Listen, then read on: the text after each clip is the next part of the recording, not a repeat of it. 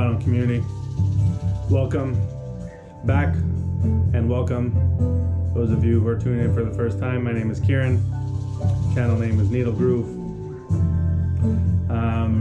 Last two videos I did were interviews on Zoom, the new normal that we're all living in terms of COVID. I really enjoyed doing those. I hope to do some more. Thank you for everyone that reached out and told me that you enjoyed them. Because like I said, I certainly enjoyed doing them. And it's weird because I didn't get many comments on YouTube itself where it was posted, but I got a lot of either comments in person, through Instagram, email, but less comments on the actual YouTube videos than when I do these videos, which I haven't done in a while.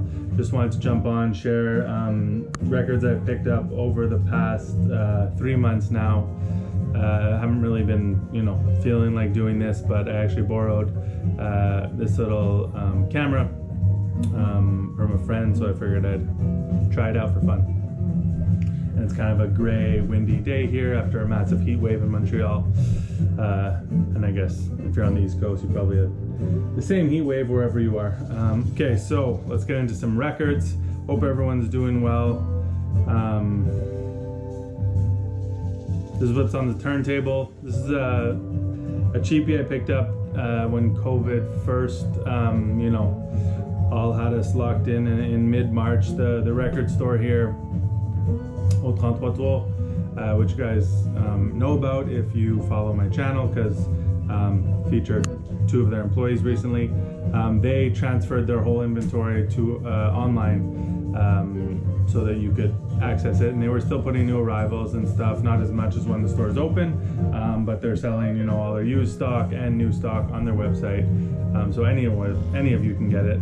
And they were offering free shipping for, I don't know what it was, over 50-60 bucks. But anyway, I just bought a few cheap records from them. This one was on Muse that I didn't know about. There was no clips online. I wasn't expecting too much, and it's kind of what I thought, but I was curious because you have Barry Miles on electric piano, Mike Richmond on acoustic bass, who I've never heard of, but I actually really like his bass playing on this throughout, Billy Hart on drums, and Joe Narrow on conga, bongos, and percussion.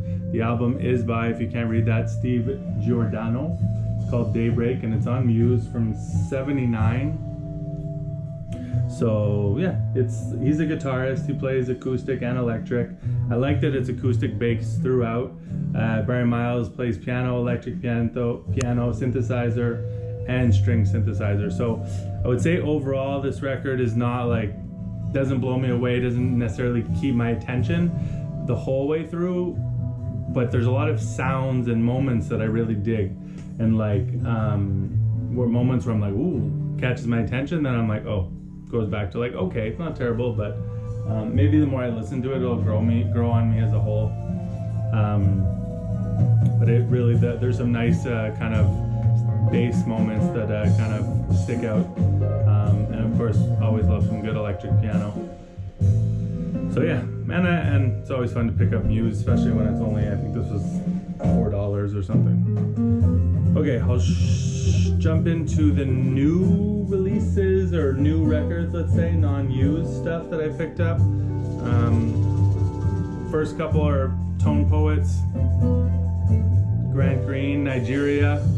This was one of the unreleased ones, so Tone Poet's been releasing some unreleased stuff, and re-releasing some unreleased stuff that was, put out also in the late 70s, early 80s, and then just some reissuing some records, some albums that came out when they were recorded. But this is one that I slept on for a bit. I was kind of heard a lot of people say it was really good, and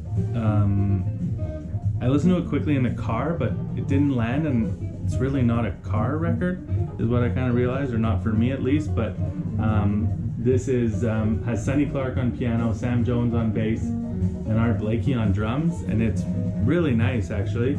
I played it mostly while cooking, but this is what I've played the most, I would say. Just kind of play one side, flip it, play another, flip it, kind of just was really digging the groove and wasn't getting tired of it, and it was keeping my attention and was really enjoyable.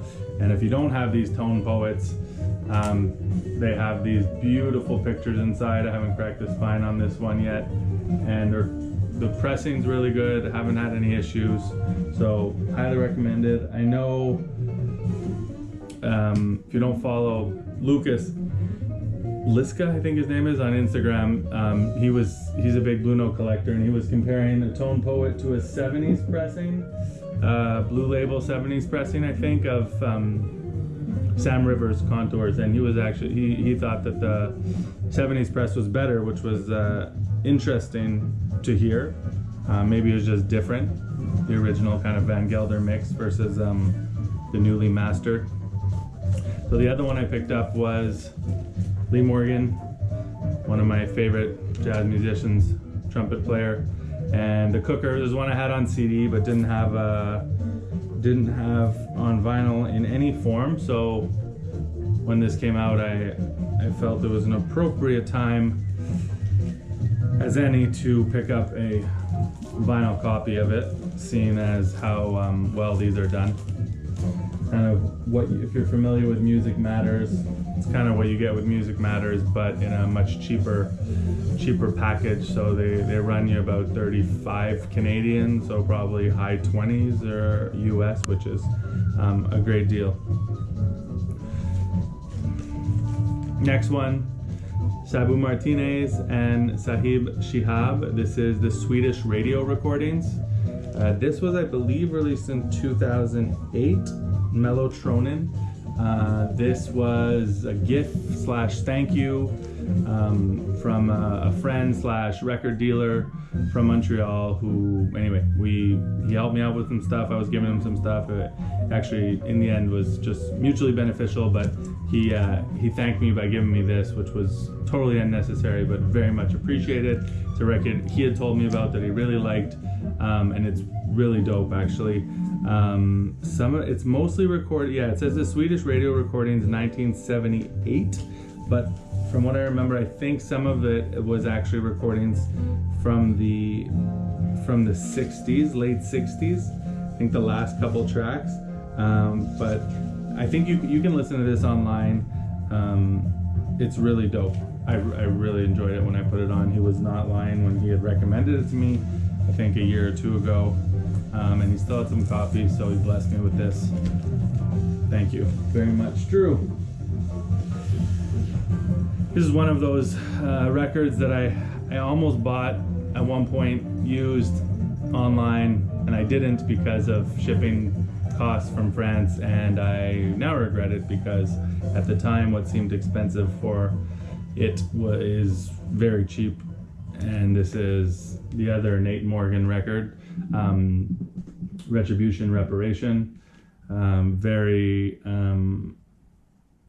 couldn't tell you which one I like better between this one and Journey, but I love them both, and this is done by Outer National Sounds, and this is just powerful, beautiful music, kind of very appropriate for the times with what's going on all over mostly the US, but here in Canada as well, and elsewhere. The movement, powerful movement that we're seeing for change. Hopefully that it can bring about some change. But so this is, like I said, reissued by Outer National Sounds, and they do a great job. Haven't had any issues with any of their records. I think third, the Jesse Sharps one, which is great, and the other Nate Morgan. This is on Nimbus West from I don't know, early 80s. If you don't know it, check it out. Deep jazz. Another kind of GRAIL that was recently released as a reissue. The Giant is Awakened, Horace Tapscott Quintet, originally on Flying Dutchman. This is Real Gone Music, who I've never heard of. This one, unfortunately, for me anyway, is released on green vinyl. You can see there. It's a decent enough like cover, but a bit flimsy. I have to listen to this again in this room to check out how it sounds, because so far I've just listened to it on my other system, which is in the kitchen and harder to kind of decipher. Didn't hear any issues, but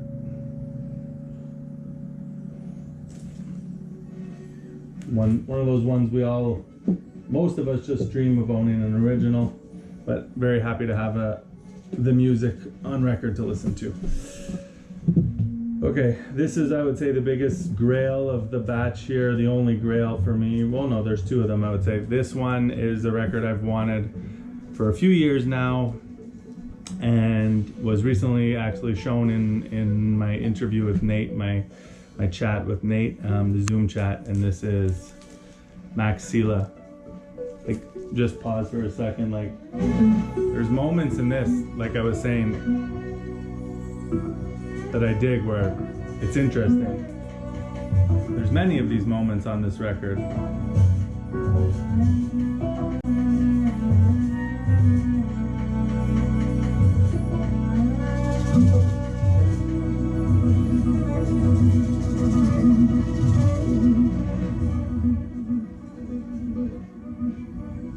Just the whole thing isn't as interesting as it could be.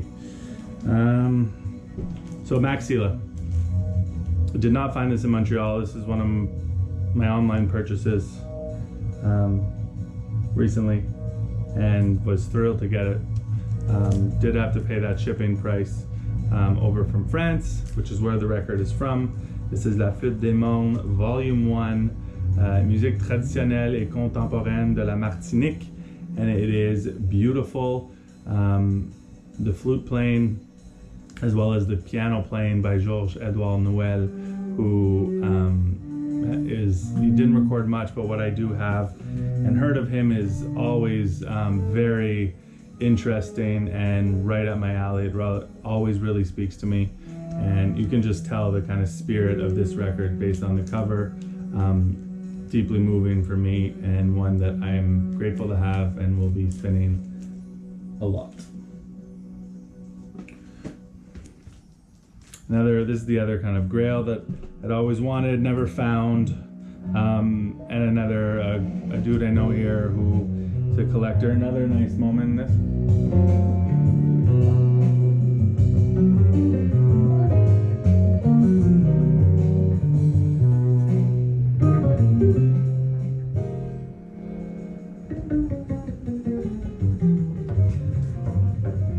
And then it loses me a bit. Quintet, original on OB Records. There's the reissue of this, or the early second press, whatever you want to call it, with the bluish cover on Trip. But he had this, a guy I know here, and actually he had spoken to him about it early in the winter, and I told him, yeah, I'd be interested in that. So once things started to ease up here just recently with the restrictions, I met up with him, and he passed this off to me. So Quintet is Tootie Heath on drums, Buster Williams bass, obviously, Don Cherry, Matume, Herbie Hancock, Jimmy Heath, Ed Blackwell, and Billy Bonner plays flute on Quintet only. I don't know if that's any relation to Joe Bonner, but great record.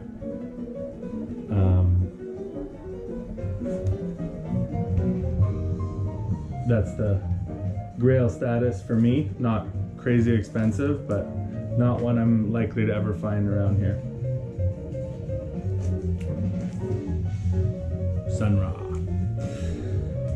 This one is, it's weird because it's a plain white sleeve, but it looks like there was probably, maybe there's like some residue of something was taped to it at some point.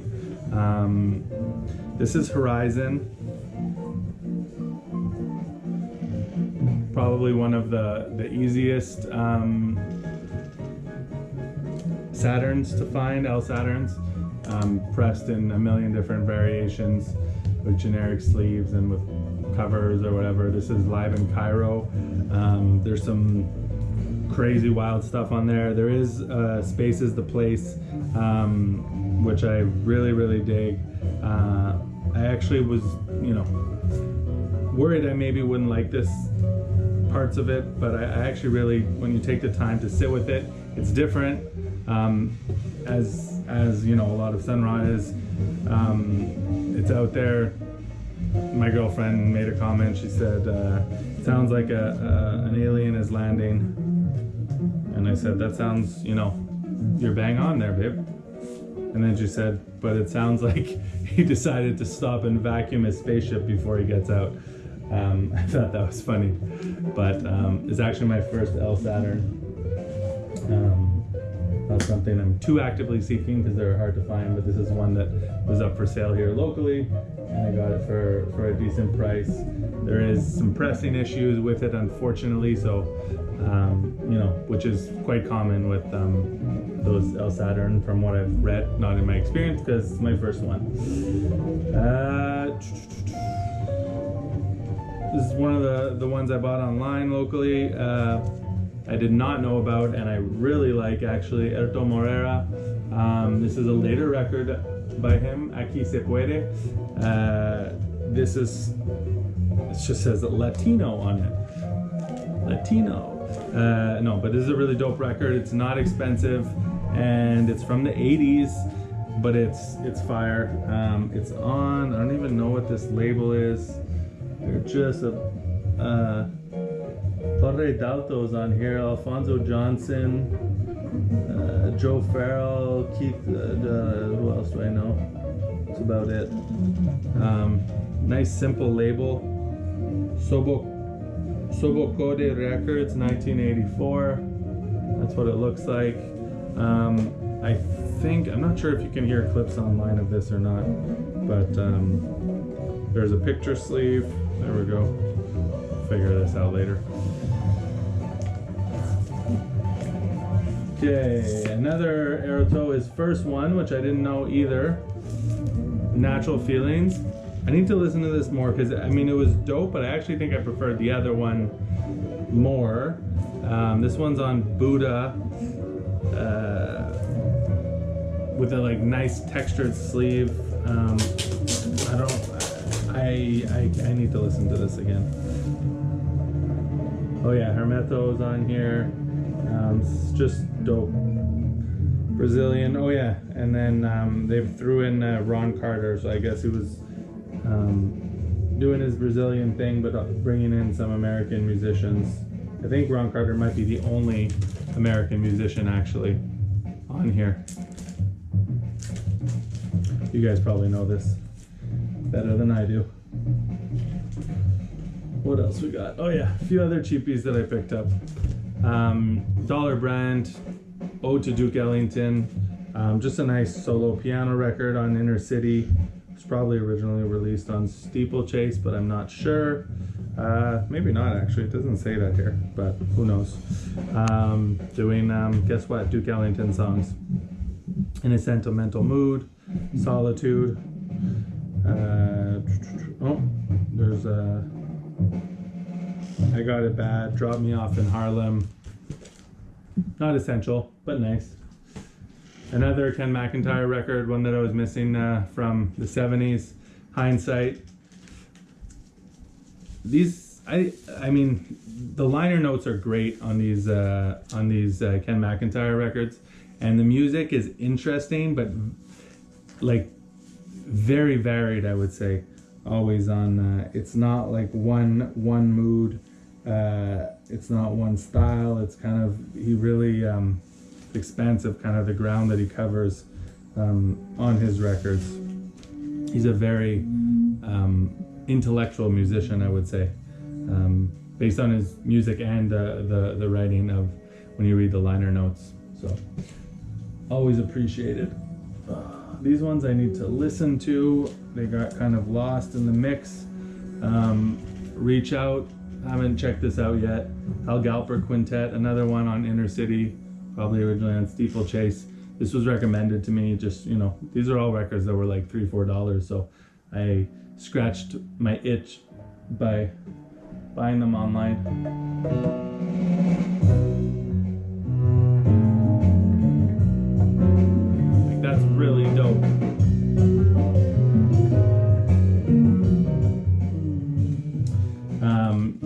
looking forward to checking that out. Leave that out.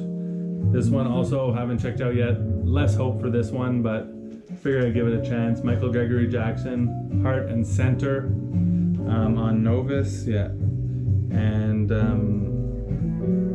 Vikita Carroll's on here. Who else? Ferran Aklaf, I'm not sure how you say that.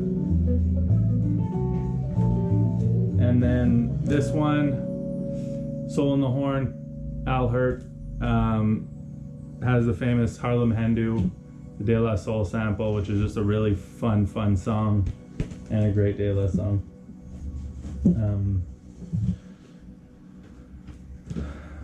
This one also has a really dope sample, Thieves in the Night by Black Star. Don Randy, love theme from Romeo and Juliet, orchestra arrangements by David Axelrod, which is kind of how this got my attention. The seller who sold me the Kawaii had this, pointed it out to me. I checked it out, didn't know it, and it was really dope. It's interesting. Obviously, it has that kind of classic Axelrod arrangements, killer drums. It's just a bunch of tracks from movies that Don Randy's doing, soundtrack stuff.